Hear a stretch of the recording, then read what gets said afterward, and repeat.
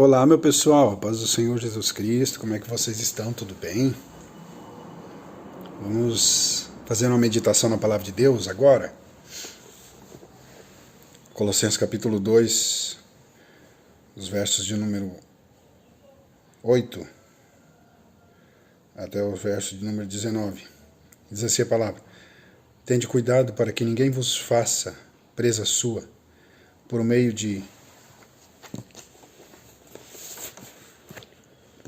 vãs sutilezas e filosofias, segundo a tradição dos homens, segundo os rudimentos do mundo e não segundo Cristo, porque nele habita corporalmente toda a plenitude da divindade. E estáis firme, estáis perfeito nele, que é o cabeça de todo principado e potestade, no qual também estáis circuncidados com a circuncisão não feita por mão no despojo do corpo do pecado da carne, a circuncisão de Cristo, sepultados com ele no batismo, nele também ressuscitaste pela fé no poder de Deus, que o ressuscitou dentre os mortos. E quando vós estáveis mortos nos vossos pecados e na incircuncisão da vossa carne, vos vivificou juntamente com ele, perdoando-vos todas as ofensas, havendo riscado a cédula que era contra nós nas suas ordenanças, a qual de alguma maneira nos era contrária, atirou do meio de nós, cravando-a na cruz. E despojando os principados e potestades, os expôs publicamente, e deles triunfou em si mesmo. Portanto, ninguém vos julgue pelo comer ou pelo beber, ou por causa dos dias de festa, ou da lua nova, ou dos sábados, que são sombra das coisas futuras, mas o corpo é de Cristo.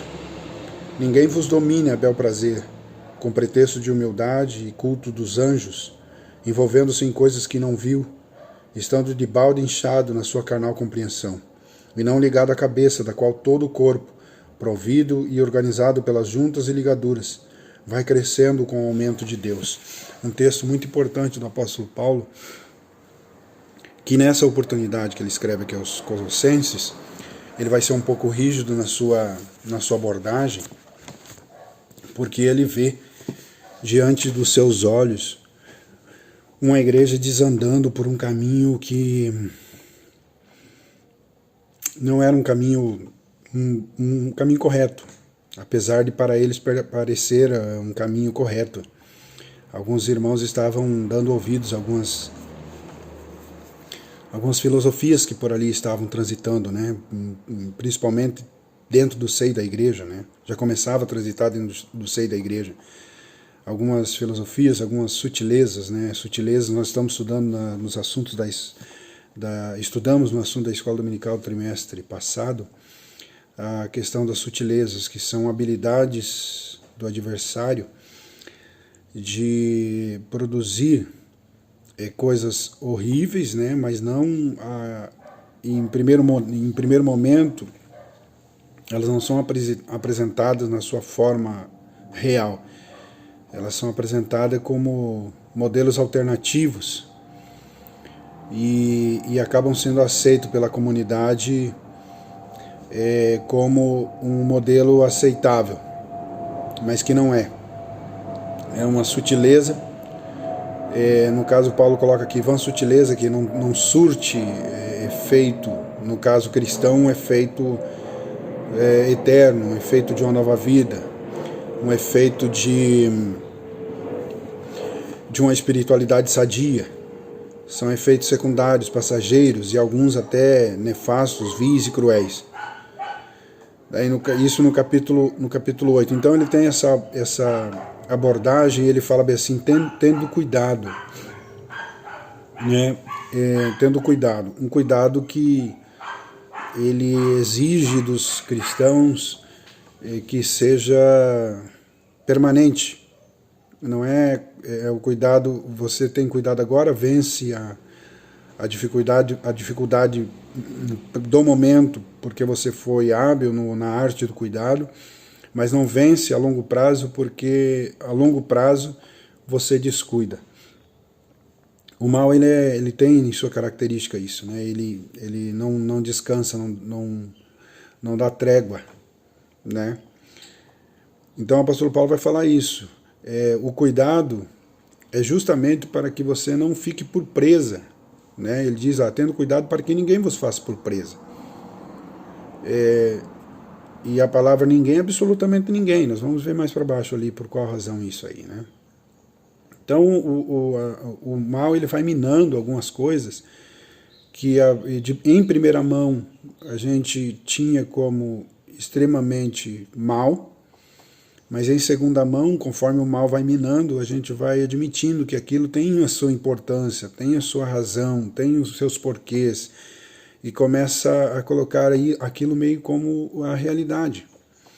Então o apóstolo Paulo vai colocar aqui o seguinte, que a verdade absoluta do cristianismo é Cristo. E tem algumas características de Cristo que só os cristãos sabem colocar elas, verdadeiramente. E o inimigo sabe disso. Então ele começa a minar a preposição dos cristãos acerca de Cristo, sua divindade, sua humanidade, os seus poderes, né? A divindade se realmente ele é Deus, a sua humanidade se realmente ele é homem, os seus poderes se realmente ele operava pelo poder divino. E depois começam a colocar se realmente ele é único, né? Pode haver outras fontes de poder, outras maneiras de poder, outra divindade, né? E daí o apóstolo Paulo, do 9 ao 13, ao 14, ele vai colocar a questão da divindade de Cristo. Ele vai dizer assim, não, olha, não fiquem tutibiando no vosso modo de pensar acerca de se Cristo é divino ou não é divino, porque nele habita corporalmente toda a divindade. Então a divindade é a parte daquilo que nós não conseguimos ver, né? A sua parte mística, a sua parte metafísica, né? Aquilo que está fora da órbita do material. O divino é tudo isso, né? Jesus mesmo disse, Deus, o homem nunca viu Deus, nunca vai vê-lo mesmo em sua forma, porque a sua forma é metafísica, é divina, é fora dessa ordem material. Mas em Jesus habitou corporalmente, materialmente habitou toda a plenitude da divindade, versículo 9. Então os homens viram isso, apesar de verem matéria diante dos seus olhos, Jesus era um ser, era divino, né? Homem, né, com tudo. Mas trazia corporalmente, o verbo se fez carne e habitou entre nós, disse João no capítulo 1. Né? Então ele vai dizer, ele realmente é o que é tudo o que diz que é. E é por ele, versículo 10, que vocês estão perfeitos. É por ele, né, que vocês foram livres de rituais que os aperfeiçoavam, porque é o seguinte, versículo de número 11, no despojo da sua carne, né, no despojo da sua carne, na circuncisão da sua carne, na morte da sua carne, nós somos vivos, né? Nós retornamos à vitalidade. E daí ele vai falando isso, né? Olha, vocês estavam mortos nos delitos e pecados de vocês, e foi ele, não outro. O único, que quando vocês estavam mortos nos delitos e pecados, no versículo número 13, ele vos vivificou juntamente com ele, perdoando todas as nossas ofensas. E daí o apóstolo Paulo vai revelar algo extraordinário acerca da nossa existência. Que existe uma cédula de dívidas que nós vamos adquirindo ao longo da nossa existência. Nós já nascemos com ela, a dívida do pecado. E à medida que nós vamos desenvolvendo, a lista dessa cédula vai aumentando. Chegando ao ponto de olhar Deus ao céu, do céu para a terra, e não ver um justo sequer. Olhar para a terra e ficar determinado pelo pecado, que não há um justo sequer e que todos estão destituídos da glória de Deus. Romanos 3:23, né? Então ele vai dizer isso. Existiu essa cédula e ele pegou essa cédula, né? Riscou ela e cravou ela na cruz, perdoando todas as nossas ofensas, todas as nossas dívidas, todos os nossos pecados, nos resgatando da nossa vã maneira de viver, né? Como diz o 13, nós estávamos mortos, vivos, né? com a vida biológica, mas mortos espiritualmente, porque nós estávamos separados da vida divina. Mas na cruz ele nos deu essa chance de ter nova vida. Despojou, arriscou a cédula de dívida que havia contra nós e cravou ela na cruz. Aleluia, glória a Deus. E uma outra coisa extraordinária aqui, que tem relação com o primeiro versículo 8, no versículo do número 15, começa uma cena interessante que o apóstolo Paulo vai falar acerca da autoridade de Cristo. Aleluia. Despojando os principados e potestades, os expôs publicamente e Deus triunfou em si mesmo. Glória a Deus. O que é que Jesus fez, né? Sabe que o mal, as pessoas que exercem, que vivem diuturnamente trabalhando em relação ao mal, eles vivem procurando mecanismos, meios, que é o que Paulo diz, né? No versículo 8. Quais foram os meios ali introduzidos naquela igreja dos Colossenses, né, naquela região? O meio, que é a forma de entrada do pecado, das atividades malignas, naqueles dias foi as filosofias e as sutilezas. Né? Com uma frase moderna, né, nas sutilezas, não dá nada, entra por aí mesmo, não, o que ele falou ali está errado, o que está escrito na Escritura está errado, a Escritura foi escrita por homens. Jesus não é Deus de verdade, blá, blá, blá, blá, blá, essas teorias todas aí. Então, o Satanás ele tem um meio que qual ele entra, né? Eu digo sempre, Satanás, se for oportuno para ele será um profeta, ele será um pastor, ele será um apóstolo, ele será um mestre, ele será um padre, um bispo, um papa. Se lhe for oportuno, que é o meio, né, com que ele se utiliza para perverter o bom caminho de Jesus. Mas naquele dia da cruz, algo extraordinário que Paulo escreve, que além de pagar a dívida, que nos era imensamente cara, não teríamos como pagar, ele expôs. Paulo vai utilizar uma palavra aqui publicamente, né, que expôs publicamente, mas isso não foi visto no plano material. Isto foi visto no plano espiritual, né? Expôs publicamente e deles triunfou em si mesmo, né? Porque a verdade muitas vezes ela pode ser calada. Ela pode ser calada. Não pode ser vencida, mas pode ser calada. Porque o grito dela aos ouvidos de alguém que está inebriado pelos meios com que foram aplicados pelo adversário, a verdade pode ficar calada, mas ela não será vencida. Justamente foi o que aconteceu com Cristo aquele dia. Ele ficou calado diante de inúmeras mentiras que falavam contra ele.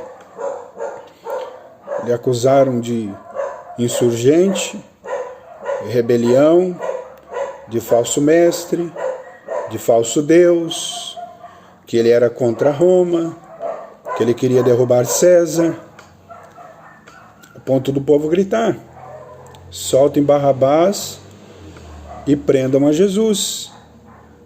Ele foi humilhado para aquela cruz, né? Um malfeitor, em tese, inocente, a maior clareza de todas, atestado por um homem que ficou do lado dele, que repreendeu o seu amigo. Nós estamos aqui porque devemos, ele está aqui e nenhum crime cometeu. Disso deu testemunho os próprios que o condenaram. Pilatos foi um. Ele disse: mas eu não estou vendo nele nenhum crime. Mas para atender uma demanda, ele deixou com que Cristo fosse morto. Mas naquele dia, o que parecia ser uma derrota, foi a maior vitória que já existiu em favor do ser humano. Glória a Deus. Aleluia. A maior vitória que já existiu em favor do ser humano. A primeira vitória, o pecado foi vencido. A segunda vitória, o que nos era penoso, o que nos conduzia para o inferno, a cédula de dívida que era contra nós, foi riscada e cravada na cruz. Terceira vitória. Todo o poder, as artimanhas, as sutilezas, as filosofias, os meios aplicados por Satanás, que, como disse Paulo em 1 Coríntios, tem poder de se transformar num anjo de luz, foi exposto publicamente, né? E aqui a gente pode até secundariamente dizer acerca da exposição publicamente que Paulo está dizendo. Fariseus, homens religiosos, estudiosos das Escrituras, protetores do decálogo, dos 10 mandamentos, saduceus, homens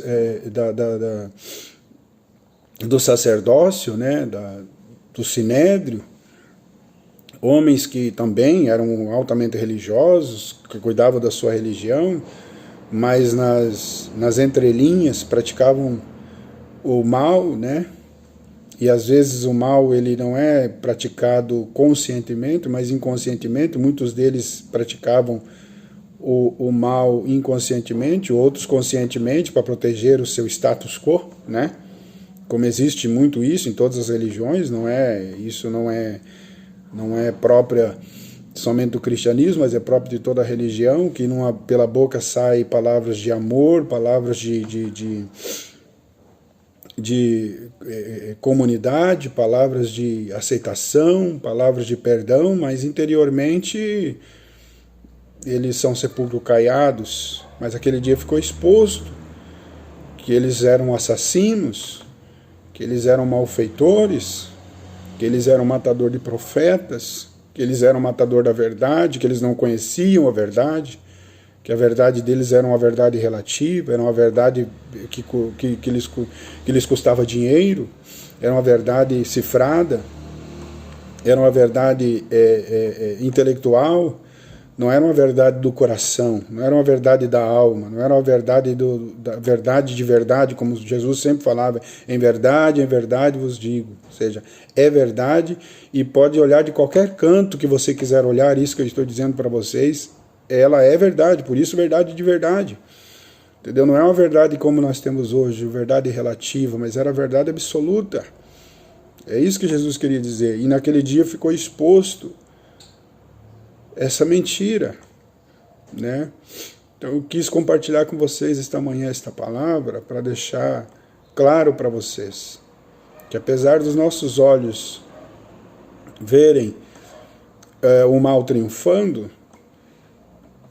por causa dos meios, dos métodos que eles são utilizados, triunfando dentro da igreja, triunfando dentro da nação, triunfando dentro da família, triunfando em todos os cantos, o mal triunfando nesse último momento que nós estamos vivendo da igreja aqui na terra. O poder pertence a Deus, aleluia. A glória pertence a Deus, o domínio pertence a Deus. Ele é soberano sobre todos os reis da terra, maus e bons. Ele é soberano sobre todos os demônios, sobre todos os anjos, porque disse Paulo, e como ele venceu, foi-lhe dado um nome que é sobre todo nome. E eu deixo aqui a minha palavra final dessa manhã. E como você vai vencer, será lhe dado um novo nome naquele dia. Aleluia. E também o novo nome que Jesus ganhou pela sua vitória será revelado somente para aqueles que chegarem até o final da sua caminhada, que não entregaram a sua alma à vaidade e não se deixaram perverter pelos meios aplicados por Satanás para acabar com sua fé, para acabar com sua crença. E não estou falando aqui de uma crença denominacional, viu, pessoal? Porque denominações acabarão, denominações terminarão. O nome que nós recebemos hoje de cristãos terminará, mas o nome dele será revelado para todo aquele que vencer, viu? Lembrando sempre, o pecado está vencido, apesar de triunfar. A mentira será esclarecida, apesar de triunfar. O mal será exposto novamente, apesar de parecer triunfar. A Deus a honra, a Deus a glória, a Deus o louvor para sempre, e sempre, e sempre. Aleluia. Abraços. Que Deus abençoe a vida de cada um de vocês.